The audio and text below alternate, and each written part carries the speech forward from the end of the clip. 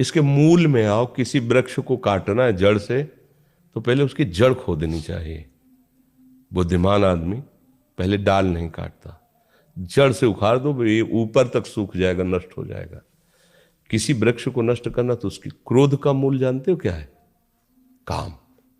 कामः संजायते क्रोधा, क्रोधा स्मृति विभ्रमा, स्मृति भ्रंशात् बुद्धिनाशो, बुद्धिनाशात् प्रणश्यति।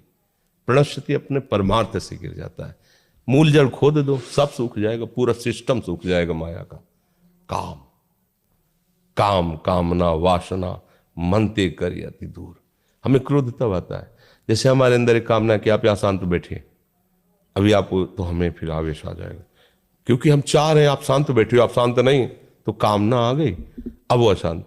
अगर हम चाह रहे हैं कि मेरे प्रभु जैसा चाहो वैसा व्यवहार करो, पर हम आपके साथ प्रभु जैसा, आप वो खूब लड़ो कूदो खूब, यही होगा कि सबको विक्षेप हो रहा है, आपको सम्मान से बाहर कर दीजिए, क्रोध नहीं आएगा। छोटी छोटी बातों में जो हमें क्रोध आता है उसमें हमारी कामना होती है, ये हमारा बेटा है, इसको ऐसे चलना चाहिए, हम इसके पिता है, इसका हमारे लिए क्या कर्तव्य बनता है, ये हमारी बहू है, इसका क्या कर्तव्य बनता है। आज सब अपना कर्तव्य खो रहे हैं, आप अपने कहाँ हो? आप सिर्फ अपने कर्तव्य के पालन करो कि भगवान ने मुझे सेवा दी है। हम अपने कर्तव्य, हमारे प्रति कौन क्या बर्ताव करता है मेरे प्रभु जाने, क्योंकि मैं उनके आश्रित हूं। हमारा कर्तव्य, हम सबके प्रति अपना, कभी क्रोध नहीं आएगा। अब ईर्ष्या किससे होती है? ईर्ष्या कभी अपने से आपने की है क्या? आप विचार करके दें। ईर्ष्या सदैव पराये से होती है। समझना हमारी बात को। जब आप किसी को पराया समझेंगे तो ईर्ष्या हो जाएगी, और अगर अपना देखें तो फिर ईर्ष्या नहीं होगी।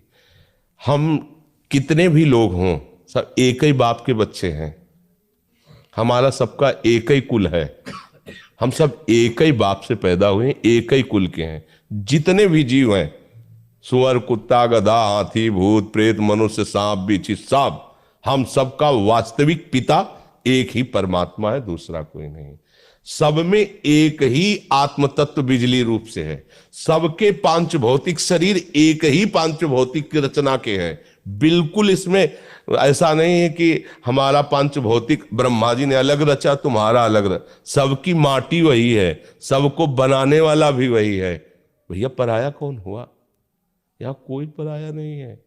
बस यही माया का खेल है, अपना पराया, मैं और मोर तोरते माया, जेही बस कीने जीव निकाया। इसी फंदे में फंसकर एक से प्यार करते हैं, एक पर वार करते हैं, बस संसारिक पुरुष होकर दुर्गति को प्राप्त होते हैं। अगर कोई उन्नति को प्राप्त हो रहा हो, हमारे अंदर ईर्ष्या आ रही है, तो अगर अपना लड़का उस जगह होता तो क्या ईर्ष्या होती? आशीर्वाद होता। भगवान तुम्हें स्वस्थ रखे, जिस पद में गए हो उसी में और उन्नति को प्राप्त हो। लेकिन पड़ोसी का लड़का गया है तो अनुष्ठान भी करना पड़े तो फिर करेंगे, पर वो पद से च्युत हो जाए, उसकी टांग टूट जाए, आर्मी लायक न रहे हो।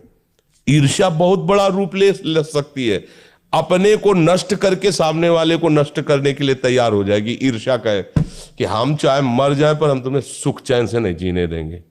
ये ईर्ष्या बहुत बड़ी, और ये बड़े बड़ों में भी होती है, सतमार्ग वालों में भी होती है, बड़ी विचित्र होती है। कंचन तजना सहज है, सहज तिया का ने, और मान बड़ाई ईर्ष्या दुर्लभ तजना है। तो इसे अपनेपन से हटाया जा सकता है। सच्ची मानो सब में हमारा प्रभु है, सब में, उनके सिवा कोई है ही नहीं। किससे ईर्ष्या करें हम, किससे हम झगड़ा करें? सब अपने ही हैं। जब असल बात क्या है कि हम लोग बहुत छोटी धरा पे खड़े हैं, तो एक सीमित घर, सीमित 4 लोग परिवार के ऐसा मान लेते हैं। अभी आप विदेश जाएं, विदेश, और वहां बगल में कोई खड़ा कह रहा हो मैं इंडिया को, तो आप ऐसे देखें